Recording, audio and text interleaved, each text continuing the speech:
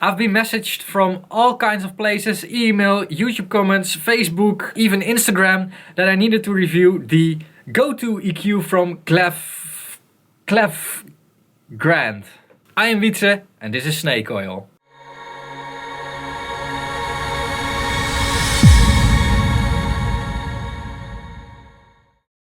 The GotoEQ is a pretty new plug-in EQ. It's a premium equalizer, and if we look at the image, it's a classic equalizer. Let me get a screwdriver. It's a classic equalizer, and why am I saying this? Because the interface looks very much like this. So you have 3 bands and smaller buttons to actually set the bands. So this is of course a very classic EQ, but the interface is made in a classic way, which isn't always the best way. Let's just say that, but maybe they've implemented it correctly.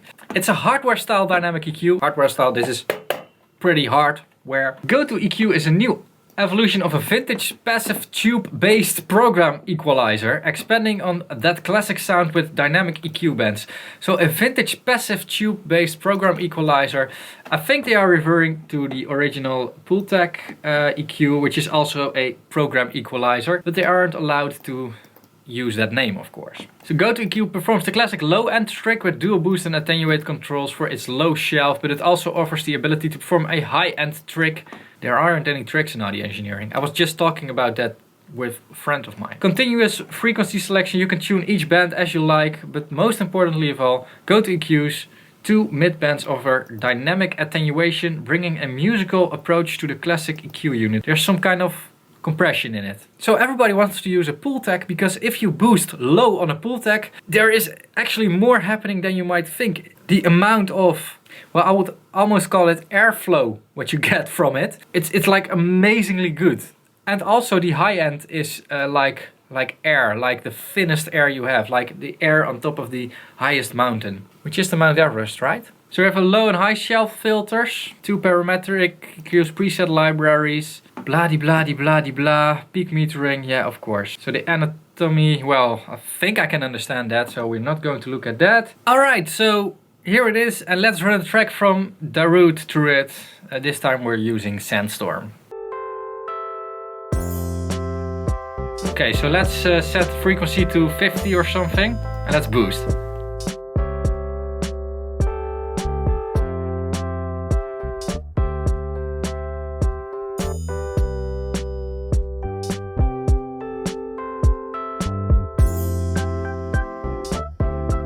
This is interesting.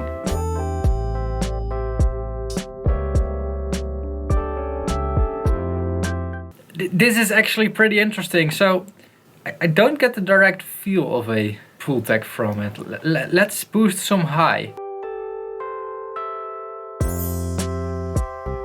Like real high frequency.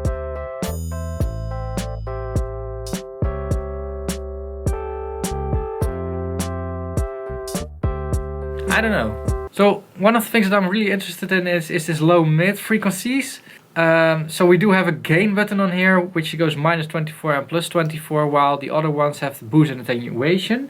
So it's a bit of a weird user interface. You either choose for a boost and attenuation button or a gain button, but don't use them both. And to be honest, in a digital user interface, just use a gain button everywhere. Like, go this way for boosting and this way for cutting. The thing is, there is a whole reason behind why the boosting and cutting were 2 different potentiometers on a real PULTEC. I do have some kind of a PULTEC over there. It's not a real one, but might be a cool comparison later in the video. They used 2 separated potentiometers for that because it were actually 2 separated circuits you were driving. In a plugin, it's not necessary to do that because you can just make it underneath 1 button and makes things a whole lot easier to use. Like we're controlling it with 2 mice. Or 1 actually. So now I'm interested in the low mid section because it has dynamic attenuation, which I really want to know. So let's put it on 1 kHz and let's see what happens.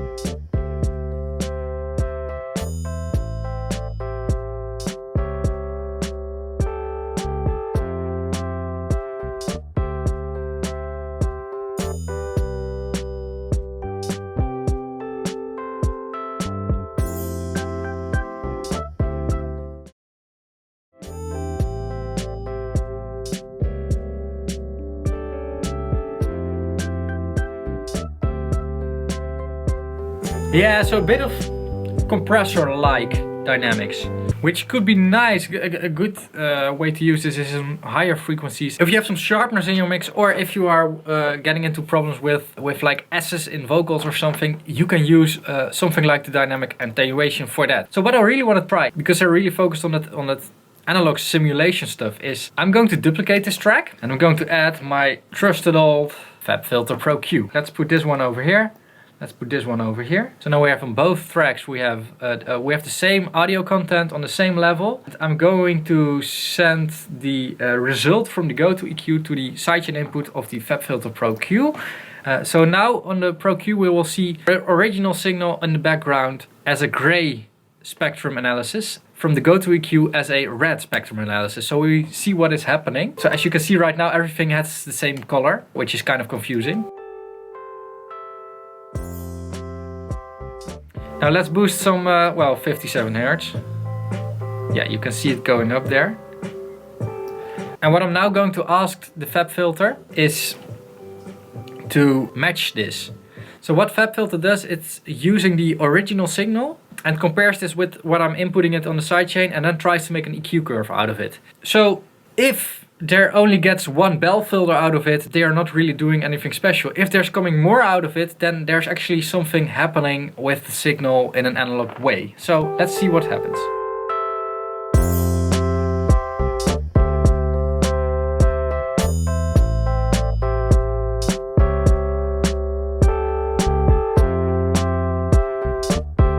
Okay, so that's interesting. That's really interesting. So what we can see over here is that this white line is the line that it actually needs to mimic in order to mimic this EQ setting. So that means that there's more happening than just some low end that is, being boosted.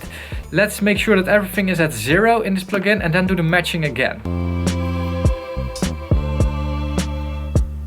Alright, so what we can see right now, some minor differences which I'm going to ignore because they are so minor. That whole thing that was happening throughout the whole spectrum was actually caused by that band. Which is pretty interesting, which means that they are actually doing something more to the sound. Let's also do this with the high. Let's also boost a bit of high. So let's go back to the...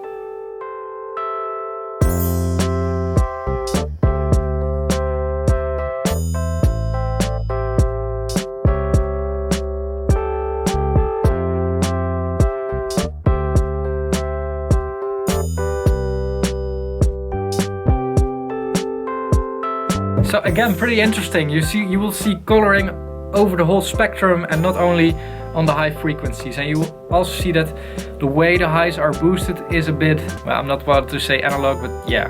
So the last thing that I want to do is also run the track to my own DIY PULTEC-ish EQ, because I think that's the only thing in here that comes pretty close to a real PULTEC and might be nice to compare against each other. A few moments later. Let's compare the GotoEQ with the PULTEC. So yeah, look at the solo buttons. This is the analog version and this is the GotoEQ.